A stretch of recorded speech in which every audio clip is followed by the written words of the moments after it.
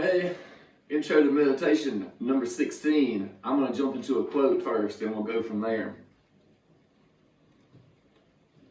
Paul sensed his own tensions, decided to practice one of the mind-body lessons his mother had taught him. 3 quick breaths triggered the responses. He fell into the floating awareness, focusing the consciousness, aortal dilation, avoiding the unfocused mechanism of consciousness. To be conscious by choice, blood enriched, and swift flooding the overload regions.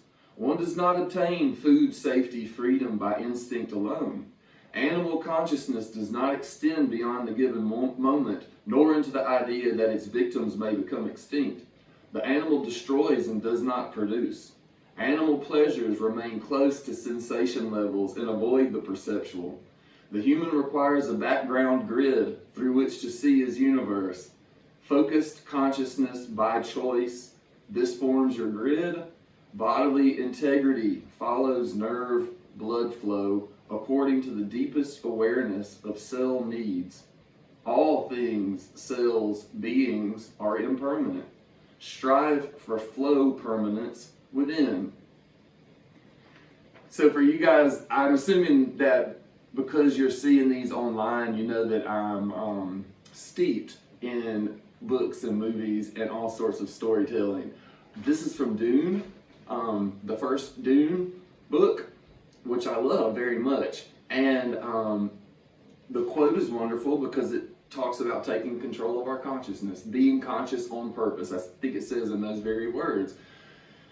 When we do that, we bring the ball of living into our own court. Right? We make the decisions about how we survive. We make the decisions, true authority and true agency, right? Even if we're trapped in our external circumstances, we're free in how we meet those circumstances. The main reason I love that one though is because it reminds me that we can get deep, meaningful, powerful ways of living and thinking from art. Or for the rest of the world, right? It doesn't necessarily have to come from a yoga class or a meditation retreat or a book of philosophy. Popular culture is full of training tips if you have the ears to hear, you know? I remember very early on perking up in movies like, okay, maybe one day I'll need to do this, you know? Tips and tricks. Of course, it's fiction, so you have to take it with a grain of salt and merge that with what you know of the real world and what you know of what is possible. But keep your eyes and ears peeled because Paul Atreides may have some very good stuff to tell you. I made a couple of notes after this that says top programming, meta programming.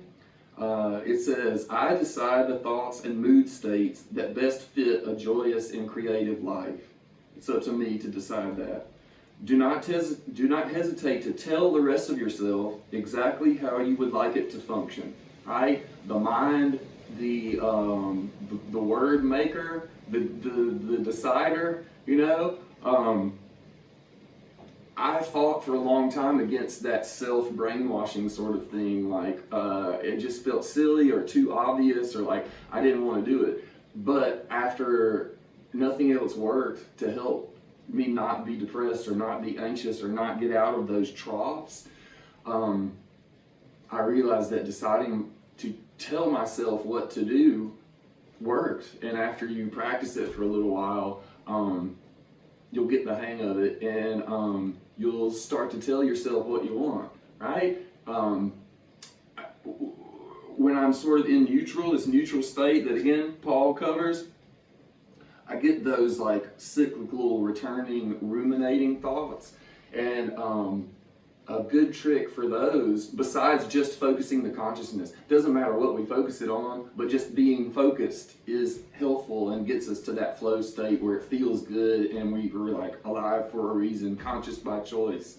But when you get in those, if you get in those ruminating circular thought patterns, consider that thought pattern like another person and turn to it and say, yes, I hear you. What is it that you would like to tell me? You know? And a lot of times, like people, they'll be shocked that you give them attention and then they will sort of dissipate because it was just temporary storm, right, in consciousness. It's not really connected or necessary, not really even educational, just needed to be dealt with, basically. And we deal with it through our awareness and through our concentration.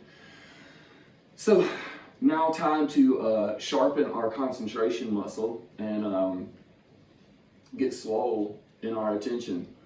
What we're going to do is count our breathing. And each inhale will get a count, each exhale will get a count, right? So the inhale is 1, and the exhale is 2, and the inhale is 3, and the exhale is 4. I found that if I go to 100, and I'm not holding my breath, I'm trying to breathe as naturally as possible, going to 100 is about 5 minutes. So sometimes if I don't have a timer, or if I'm teaching and I don't want to look at my timer, I'll do this meditation, because I know when I'm counting my breath, it's about 5 minutes, right? So close your eyes, sit comfortably, of course. I'm going to read the quote one more time just because it's so awesome. Paul sensed his own tensions, decided to practice one of the mind-body lessons his mother had taught him.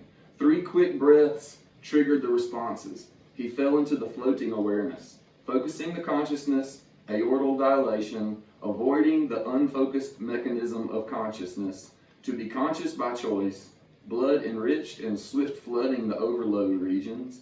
One does not obtain food safety freedom by instinct alone. Animal consciousness does not extend beyond the given and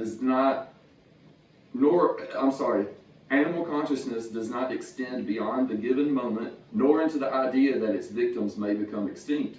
The animal destroys and does not produce. Animal pleasures remain close to sensation levels and avoid the perceptual.